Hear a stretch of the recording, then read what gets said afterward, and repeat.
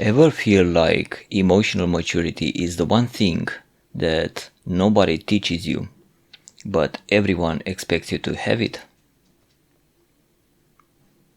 We teach people how to solve equations, but nobody teaches them what to do with their anger, their grief, or loneliness.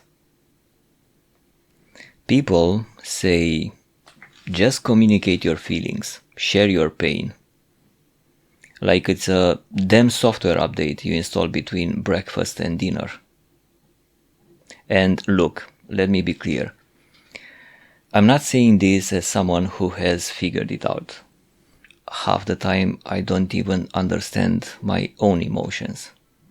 I'm just a guy who got hurt often enough that he started reading about it, hoping that if he found the right words, maybe the thing itself would become easier to carry.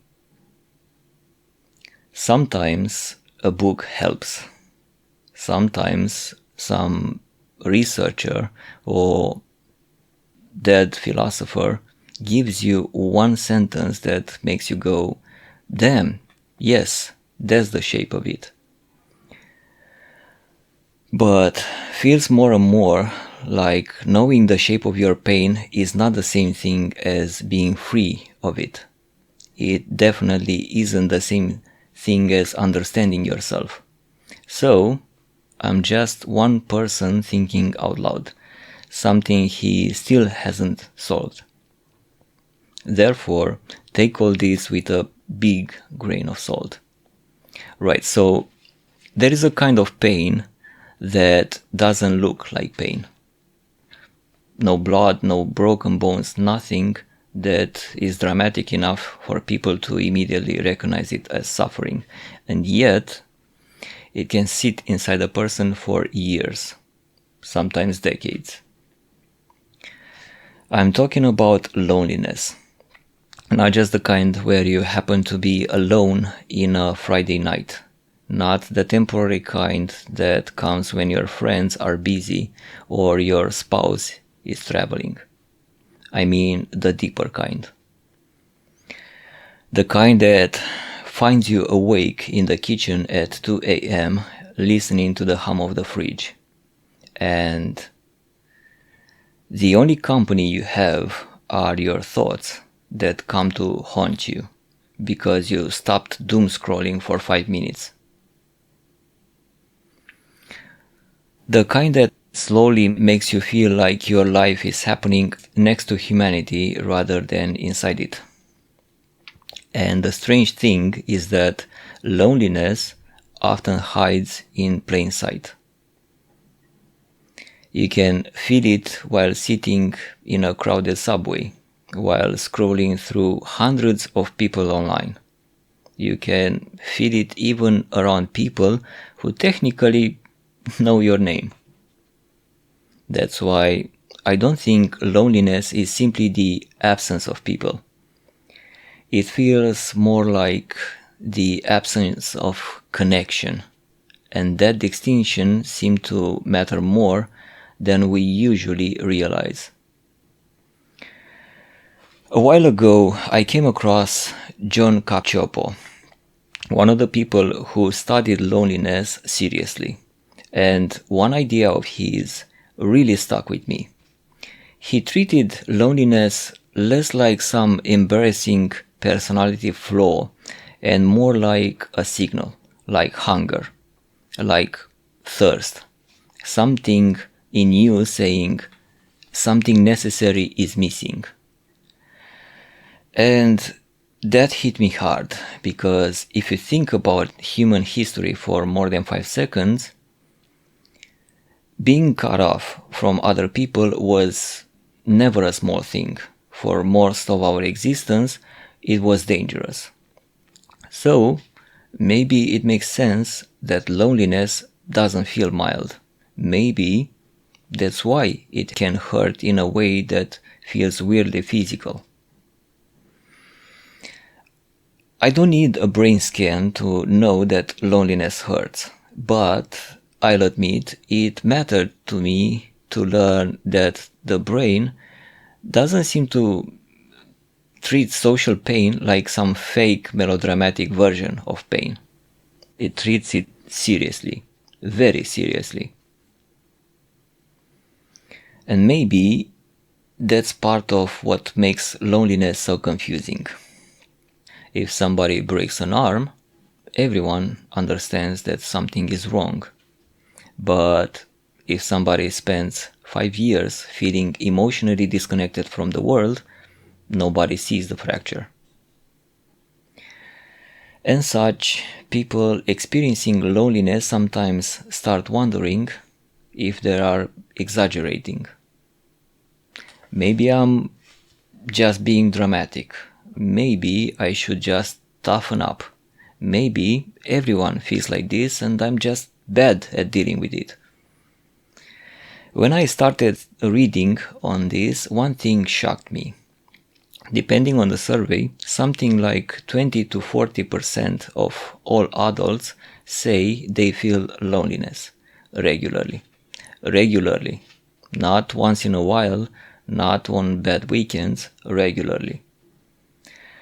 So, walk down any street and statistically, somewhere between 1 in 5 and almost 1 in 2 people you pass by may be carrying that kind of loneliness. The loneliness of the person at the bus station. The loneliness of someone eating lunch alone at work. The loneliness of the person who just moved and hasn't found the right people yet. The loneliness of someone who has friends but still doesn't feel understood by any of them.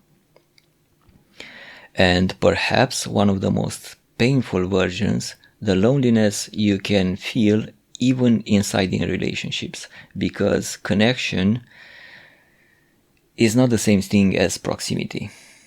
Let that sink in for a moment. You can sleep next to someone every night and feel like they are 1,000 miles away, or like your existence doesn't even matter to them anymore. And when loneliness lasts long enough, it doesn't just hurt. It starts changing the way you see the world. Psychologists sometimes describe it as almost as a filter. After a while, neutral things stop feeling neutral. Small signs of rejection feel amplified. A delayed reply to a message suddenly feels like proof that nobody cares. A quiet mood in someone else starts feeling like rejection. Small distances start feel like being enormous. I know this because I do it myself. And once that filter forms, loneliness starts feeding itself. The more alone I felt, the more cautious or withdrawn I became. And the more withdrawn I became, the harder it was for new connections to form. Loneliness builds walls using the very bricks it creates. You bury yourself with your own hands. At first, you tell yourself that it's just temporary. Yeah, I am lonely now, but something will happen and I will meet people that will break my walls. It's just a matter of time. And you wait, and you wait. Years and decades. And you've met people, sure, but the damn walls are still there, like you're still a specimen in a glass jar. And eventually, loneliness starts feeling like a temporary state. It starts feeling like an identity, like this is just who you are, the lonely person. That's part of why I wanted to make this video. When I looked around YouTube for clips about loneliness in particular and pain in general, all I could find were either clips from doctors and shrinks that enumerated a list of symptoms and the scientific names for them, or cheerful dudes explaining how their 15 minutes course will save you from the depths of hell and how you've been a moron for suffering for so long needlessly. Maybe it was the algorithm or my poor searching skills or whatever, but there was not a single clip where someone would just talk about their own anguish, their own sense of feeling lost, their own confusion about what to even do with their pain. Experts everywhere and not a single damn lost soul. So this isn't going to be one of those videos with 5 easy steps. I don't have them. What I do have are questions. Lots of questions. Why does loneliness hurt the way it hurts? What does it do to a mind over time? And what actually does help? Yeah, I get it. I'm 40, more or less. I had my share of pain and life gave me enough crap. Less than others, more than some others. I don't complain, could have been worse, could have been better. But, at least theoretically, I should know better. I should already know how it is to at least go through pain. I lived long enough for that. I should know how to wait for it to subside, to get accustomed enough to live with it in your presence like a damn pet. Yet, I don't. When I think about this, I'm horrified to imagine how it is for someone who never dealt with pain, that is young or inexperienced, that was not battle hardened. I don't want to go to the back in my day kind of stuff, but I will actually go that route because truly the kind of world and the environment I grew up in back in my day was far, far less lonelier than the dystopian present that nowadays teens grew up in. Because if loneliness is a signal or a resonance, then the real question becomes, what exactly is it trying to tell us? What have we forgotten in our modern and civilized world?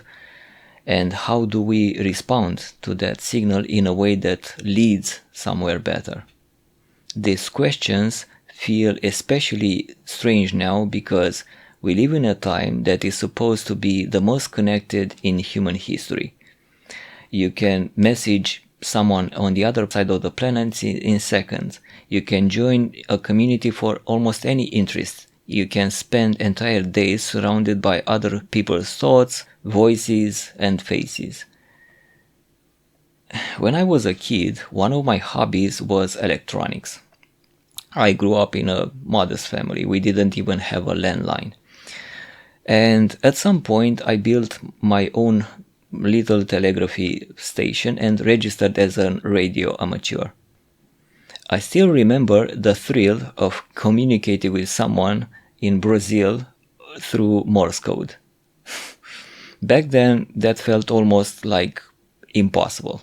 To the mind of a 12-year-old, before the internet and smartphones and all that, that felt like science fiction. So many possibilities.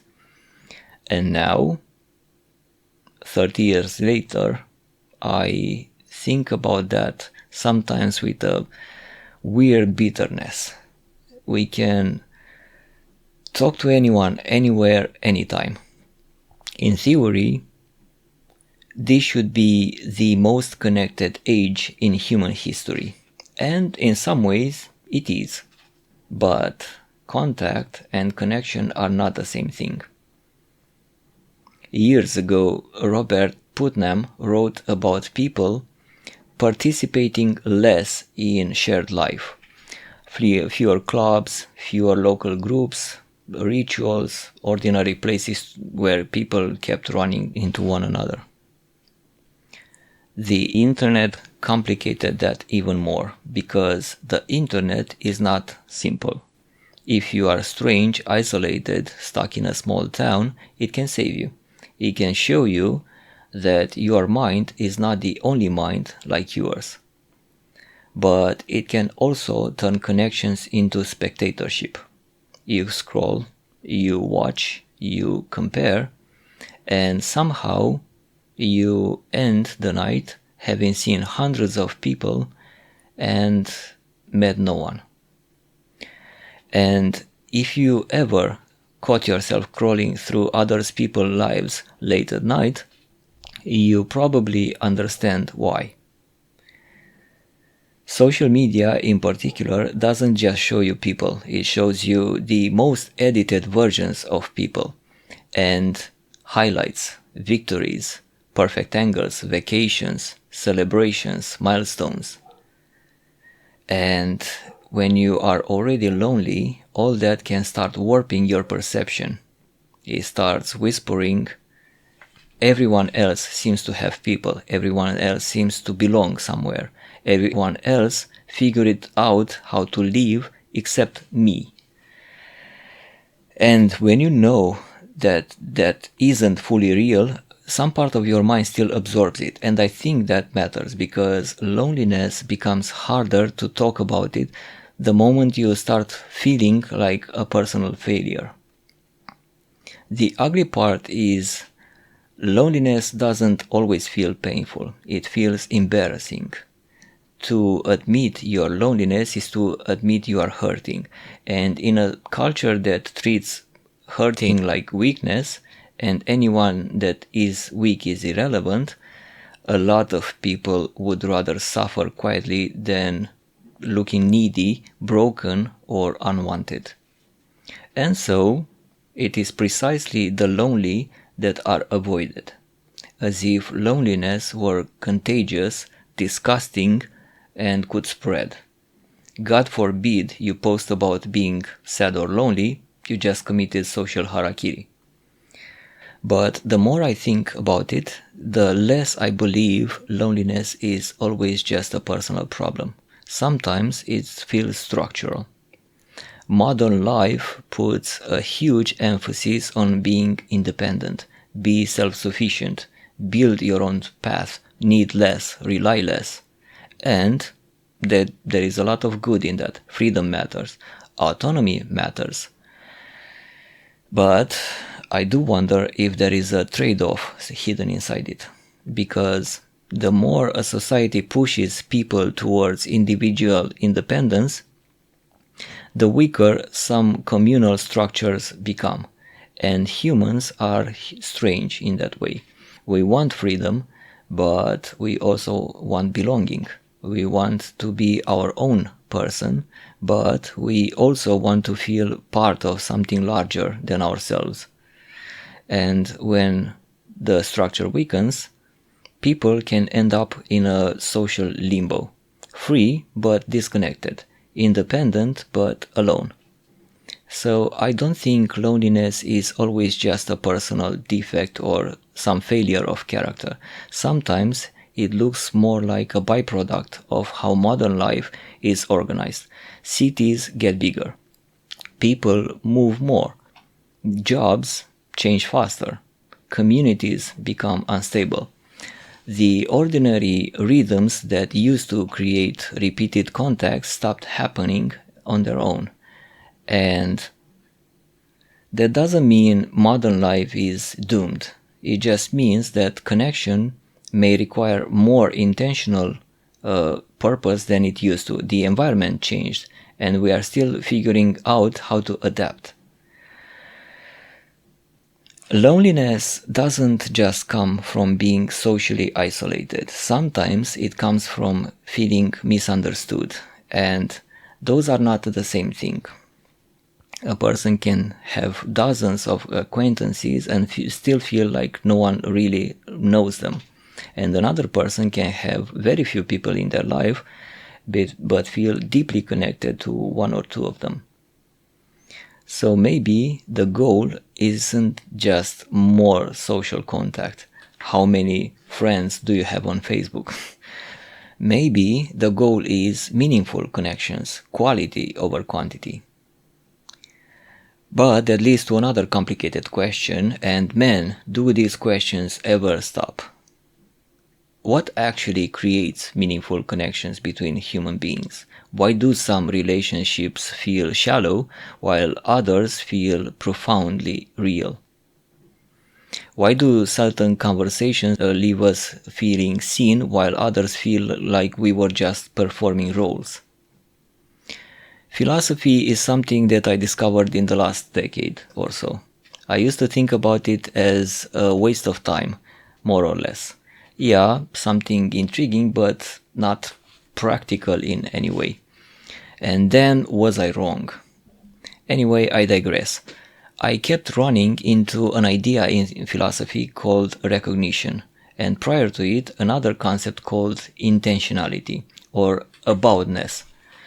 The feeling that another consciousness is directed towards you, observes you, and genuinely acknowledges your existence, not just your social role, not just your achievements, but your inner world, your fears, your contradictions, your uncertainties. When someone listens to you without immediately judging you or correcting you or dismissing you, something in you settles. You feel recognized. And I think that matters more than people realize, because connection is not just proximity. It's about attunement.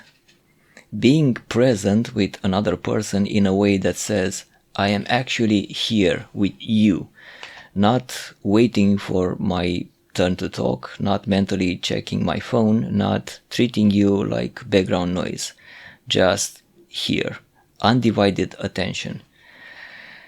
And when that kind of attention appears in a relationship, loneliness loosens a little. Maybe not completely, not forever, but enough to remind you what connection is supposed to feel like. Of course, that's also what makes loneliness so frustrating. You can't force a connection of that kind. You can't schedule it like a dentist appointment. You can't guarantee that the next person you meet will understand you. And that's where things start getting difficult.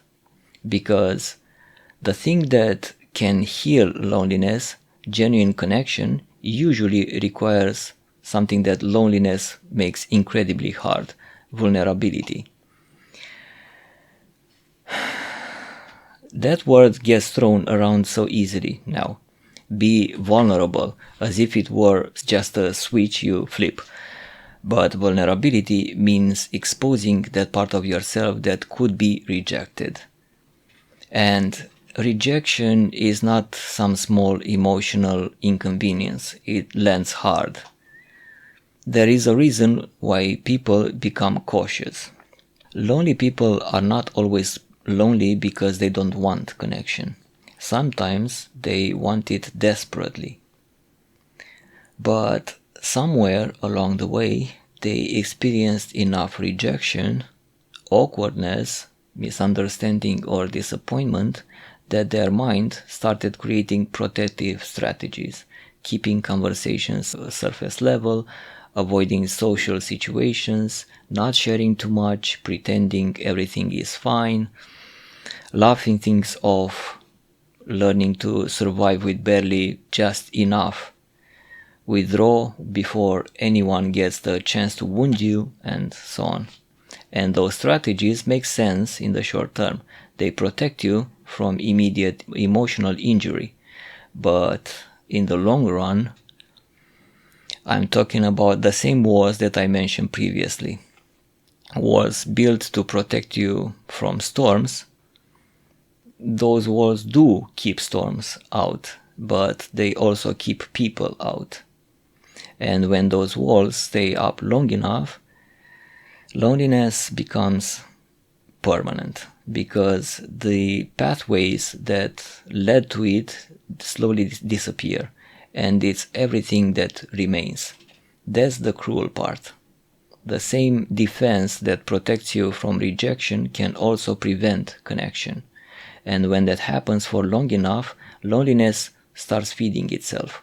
You become more cautious, more withdrawn, more alert. You start scanning every interaction for signs that you are not wanted there. a short reply, a neutral face, someone not laughing at your jokes. And because your brain is already expecting distance, it starts interpreting ambiguity as rejection.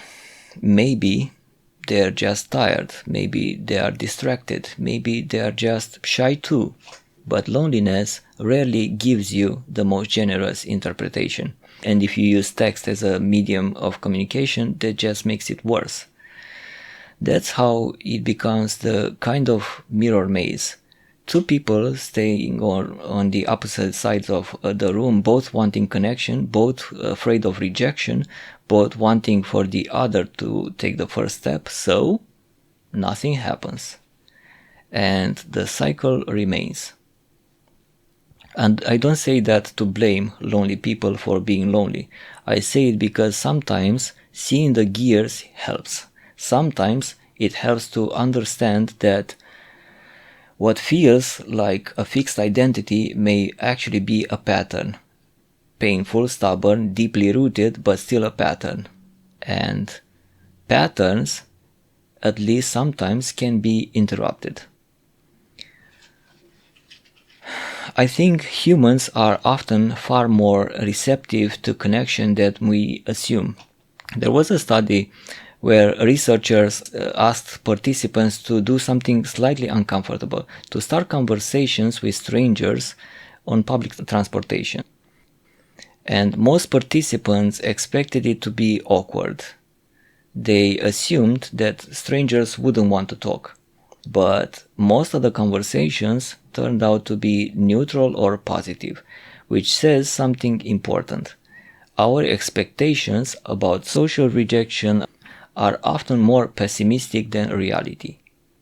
That doesn't mean that every interaction will be wonderful, of course not.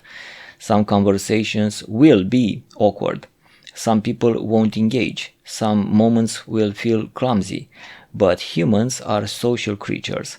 Connection is something most people quietly want, which means that sometimes the biggest barrier is not other people, is the story we tell ourselves about how other people will react.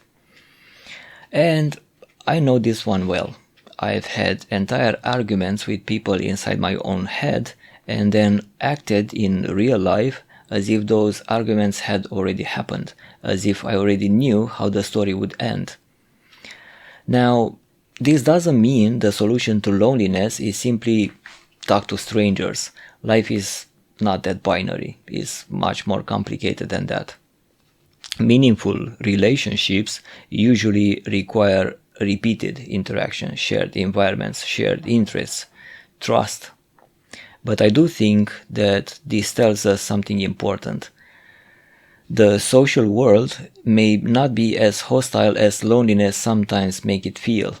There may be more open doors than we realize. And sometimes reconnecting with other people begins with very small moments. A brief conversation, a shared observation, a simple acknowledgement of another person's presence. Tiny signals that say, I see you. Because connection rarely appears as a dramatic, life-changing event. More often, it starts quiet, through ordinary moments. Loneliness doesn't just change the way we perceive others. It also changes how we perceive ourselves. And this might be one of the most cruelest aspects of long-term loneliness, because over time, people can begin to internalize the experience. Instead of thinking, I haven't found the right connection yet, the narrative drifts to something harsher. There might be something wrong with me. Maybe I'm too awkward, too boring, too strange, too intense, too much, too less, too quiet, too indifferent. And once that story takes hold, it can be incredibly powerful, because our sense of selves shapes how we behave around others. If you believe you are fundamentally uninteresting, you might speak less. If you believe people will reject you, you will stop initiating. If you believe you don't belong anywhere, you may stop looking for places where you do. And I'm guilty of all of them, especially the last one. That's part of why loneliness is not just about finding people. It's also about repairing the internal damage that loneliness itself created. And that repair doesn't happen overnight. But maybe it can begin with a better question. If instead of asking what's wrong with me, I guess a better useful question would be, where might I fit that I haven't discovered yet? Because even if it feels so, belonging is not universal. No one belongs everywhere, no matter how charming, beautiful, confident, popular, or socially gifted they are. Every human being fits somewhere and does not fit somewhere else. And that matters, because sometimes loneliness does not mean that there is something broken in you. Sometimes it means that you are trying to grow in the wrong social soil. Human beings do not form connection randomly. We form them through shared context, shared work, interests, difficulties, locations, rituals. In other words, connections tend to grow where it arrives naturally and we intersect. And when those intersections disappear, loneliness quietly expands. So maybe the question is not, how do I become less lonely? Maybe the better question is, how do I place myself in environments where connection has a real chance to grow? And that changes the balance of the entire problem. The focus moves away from fixing yourself like a defective object and towards exploring more environments, communities, activities, spaces where repeated contact happens naturally. Instead of all of us trying to be friends with the popular ones, maybe we should start noticing the shy people that have been there all along. But we looked through them because we were trying to fit in the shape of our minds into the wrong puzzles. When I was younger, someone once told me, "Dude, you are so normal that you are invisible." So, who does still want normal nowadays, right? And that leads to another layer of loneliness that I think matters a lot. Sometimes loneliness is not only about missing connection. Sometimes it is also about missing shared purpose. Because after long enough, loneliness can stop feeling merely social and feeling existential. The question changes. What am I actually doing with my life? If nobody sees what I'm going through, does it even matter? What is all this effort for if it only echoes in my own head? No matter how much all that constant noise feels like it's just in your head, it's not. It's been in my head too. And again, I can bet you anything you want that some Roman soldier had the same kind of questions 2000 years ago too. And when that is missing, loneliness gets heavier, because suffering is more easier to carry when you feel connected to something that matters. A responsibility, a person, a project, a duty, a belief. When pain feels meaningless, it becomes harder to bear. And modern life seems especially good at producing that kind of drift. People move and careers change and communities dissolve, online life fragments attention, days becomes full of activity but strangely empty of direction. You wake up, you work, you scroll, you sleep. Repeat. And often enough, it becomes hard to point at something and say, this matters. That's why I don't think loneliness is solved only by finding people. Sometimes it is also eased by finding something worth doing with people. And that sounds like a small distinction, but it matters a lot. Because if the goal is merely meeting people, everything starts feeling forced. But if the goal is meaningful activity, connection often grows as a byproduct. Think about how many relationships begin. It's usually not because two people sat down and decided to become important in each other's lives, but because they kept encountering each other in the same environments, like a class or a hobby or a workspace, volunteer group, project team, whatever.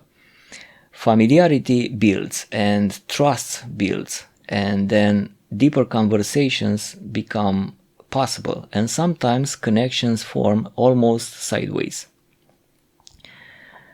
Which may also explain why loneliness often intensifies after a major life transition, like moving to another city, as I already mentioned, or graduating, or changing job, retiring, whatever. These moments remove the environments where connections used to happen almost automatically. Suddenly, social life requires deliberate effort instead of emerging naturally. And deliberate effort can feel awkward, but realizing this can be strangely comforting. At least the way I see it, connections tend to grow sideways, not directly.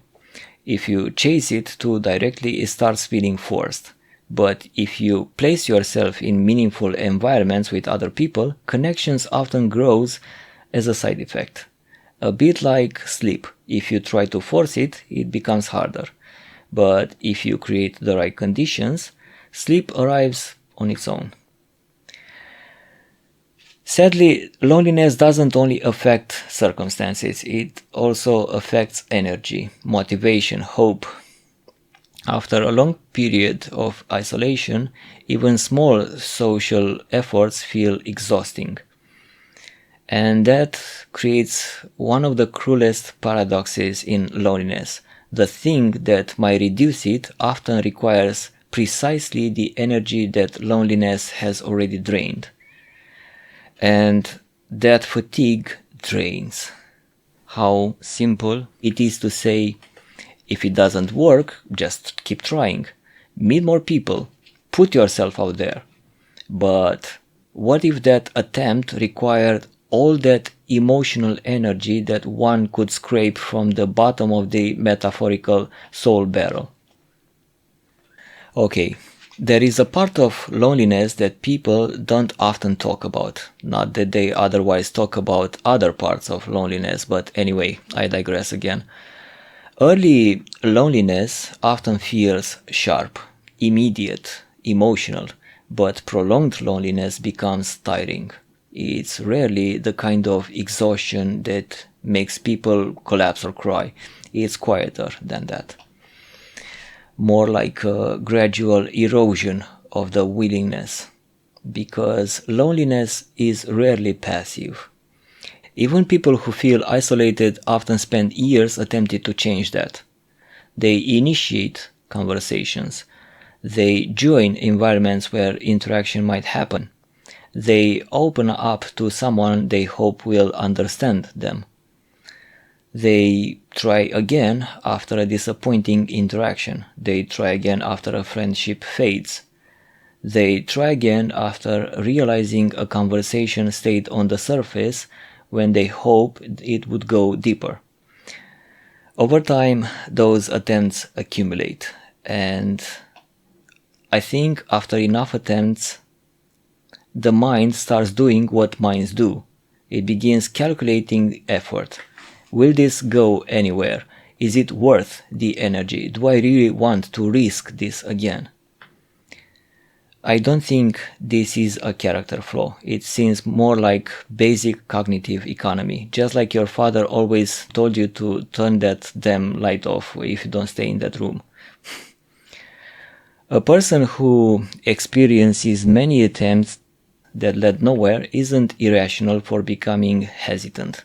The brain simply begins conserving energy, and this without even taking into account the defensive walls we've talked about, formed rejection after rejection. The result is a particular form of fatigue that people who haven't experienced prolonged loneliness often underestimate. Is the fatigue of repeated social effort without a clear return. And once that fatigue sets in, suggestions like meet new people can feel strangely disconnected from reality, and sometimes even annoying.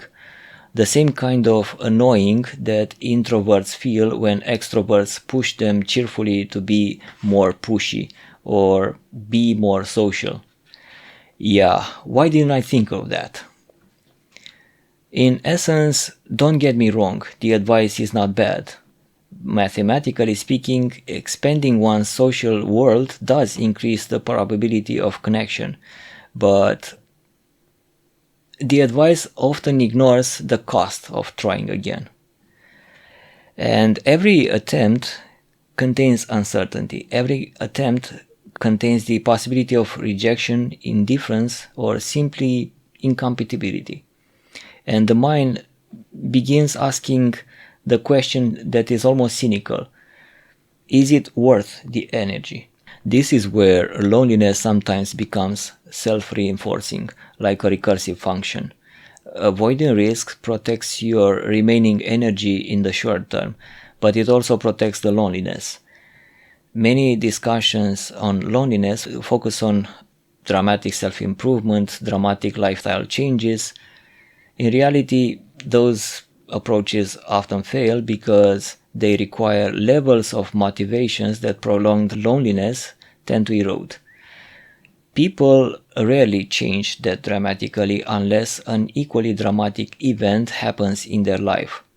And even rarer, they can sustain the new identity and not revert to previous patterns. I know this because I've done this kind of fantasy thinking for years. From tomorrow, that's it. I'm going to be the soul of the parties. I'll be more confident, more social. I'll ignore shame. I'll become the kind of person who walks home with 10 friends.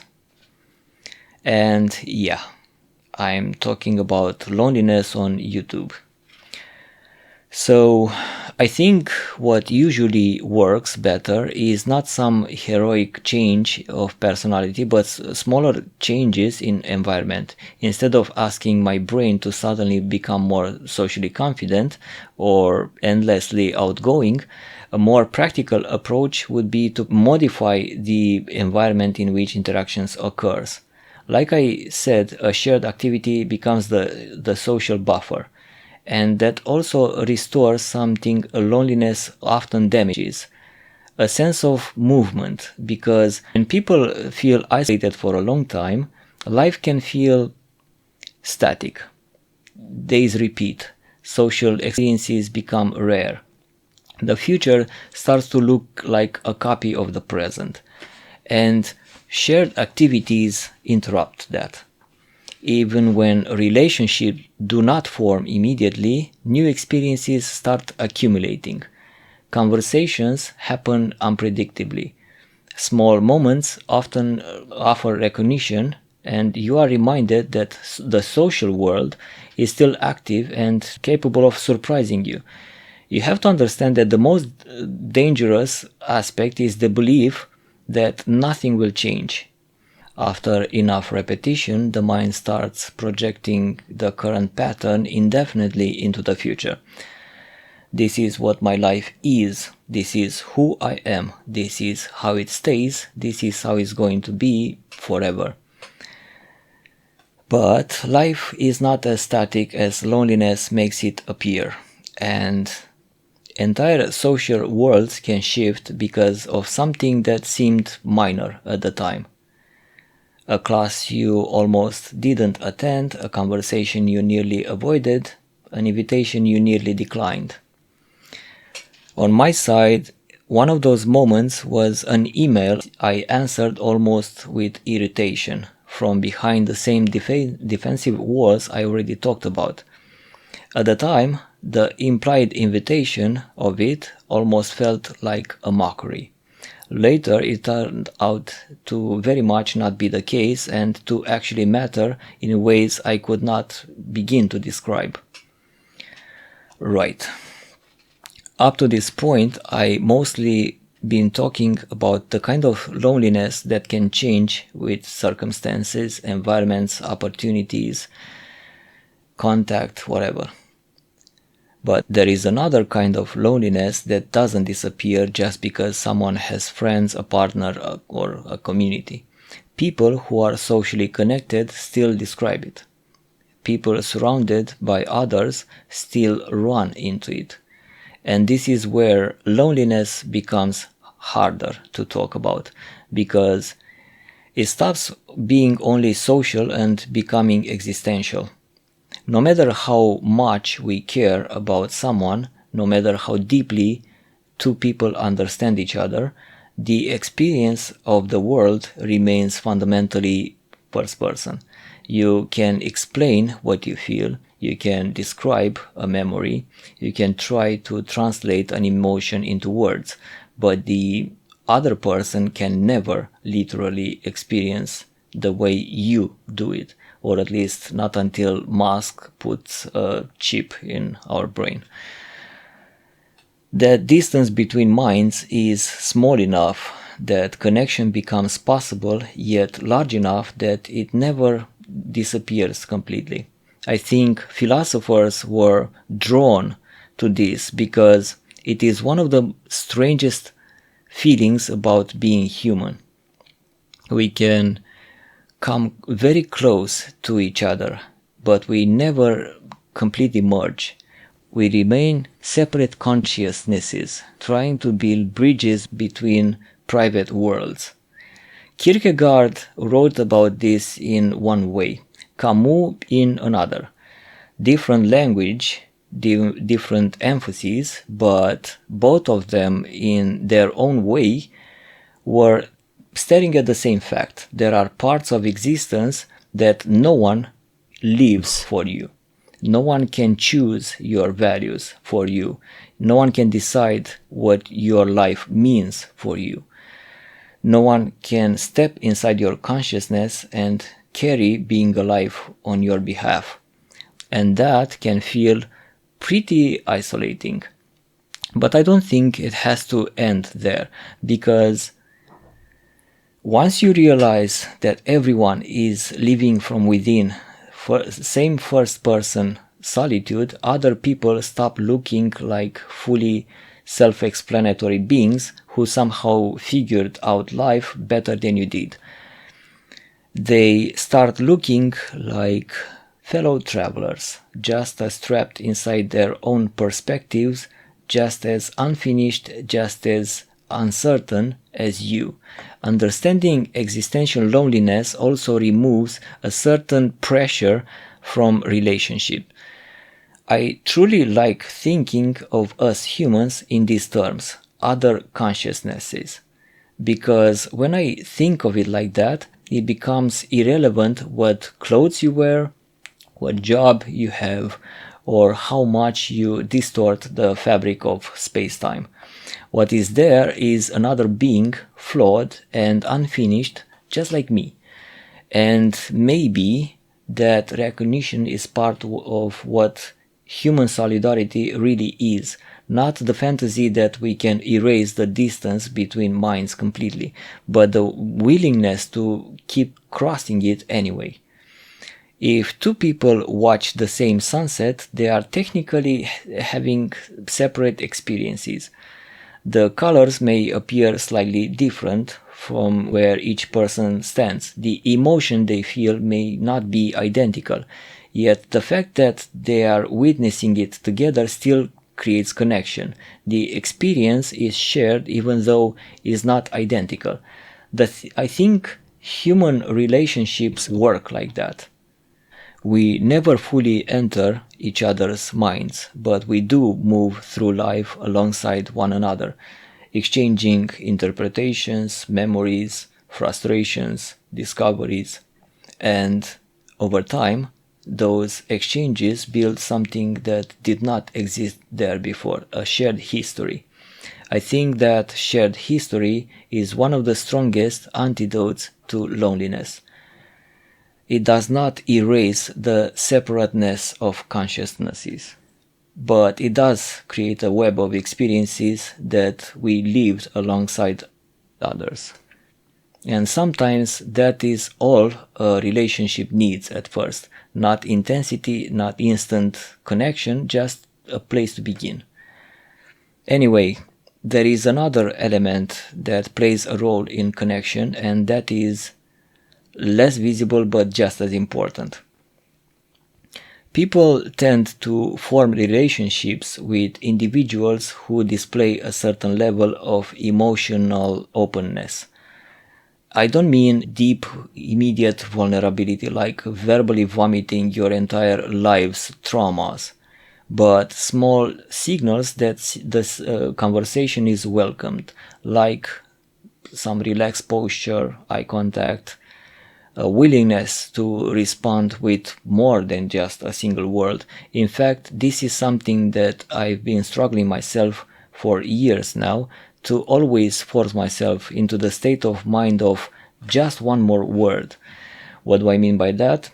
Maybe we take a cab, or we pay groceries, or we take the elevator with a neighbor, and there is only so much social interaction that we can get to have with strangers. Usually it's just the hey word, or even less than that. For many years now, I've had this forcing of myself to say one more sentence than the usual hey. For the taxi driver, I just ask how the traffic has been today, or if they usually drive in that city area or all over the city. Do they have a favorite part of it, etc. And for the barista, what smells so delicious, or who's the awesome person that chose that amazing music playlist, and so on. Like, for example, tell the neighbor that you think you saw them around. Do they live on that floor? And if I looked like I wanted nothing from them and maintained my distance, I didn't push them when they felt uncomfortable or not interested. I don't remember many times when things turned bad. But yeah, it does require a lot of effort to force yourself to do that. Anyway, I digress again. Coming back to people noticing and being more inclined to form relationships with individuals who seem more emotionally open, where those signals communicate something simple. Interaction is allowed. And I think loneliness interferes with these tiny signals more than people realize. When someone feels disconnected for a long time, they often start withdrawing without noticing it. Other people read those signals as lack of interest and give space. And just like that, the cycle keeps going without either person intending it. That's why changing these patterns doesn't necessarily require some dramatic makeover. Sometimes it begins with small adjustments, paying fuller attention, asking one follow-up question, showing real curiosity about the other person's experience. Curiosity matters more than people think. When someone feels they are genuinely interested in them, they often open up a little. Then conversation gets easier and familiarity starts to grow. And over time, those tiny exchanges can accumulate into something more stable. There is another thing that seems to matter too: shared difficulties. People often bond faster when they are doing something difficult together, like solving a problem or building something, working under pressure, struggling towards a goal, because that kind of effort creates memories that gives the relationship substance, which is one reason connection is rarely the result of one magical moment. It's usually there is also structure and time. Structure creates opportunities for interaction. Time allows those interactions to deepen. And the loneliness becomes especially intense when both are missing. When there are no environments that encourage contact and the familiarity doesn't grow. In either case, none of these guarantees friendship. Human compatibility is unpredictable. Some interactions remain superficial. Some environments simply won't contain people who resonate with you, but probabilities do matter. Just don't be disappointed if it doesn't work the first try. Because, like I said, human beings are not machines that can be repaired by correcting information alone. So, after all these, I'll probably close the laptop and still be myself. The lonely person still quiet, the phone will still be there, and there could be people I could write to technically, and I probably won't, because even a single message can feel strangely heavy when you have spent too long expecting silence. And nothing is solved just because I managed to describe it, but I think saying it out loud does something. It takes loneliness out of that shapeless place where it can pretend to be reality itself, and puts it in front of me where I can at least look at it. I may not know what to do with it yet, but I can see it now. I see you. I know what you are and who you are. And maybe tomorrow I still won't become braver. Maybe I won't suddenly know how to belong somewhere. Maybe I'll still make the same stupid little mistakes I always make. But perhaps once in a while I'll notice them. I'll notice the moment when I almost answer and then don't. The moment when I assume rejection before anyone has rejected me. And the moment where I confuse being tired with being doomed. And if I can notice it, maybe, just maybe, there is still a little distance between me and that loneliness.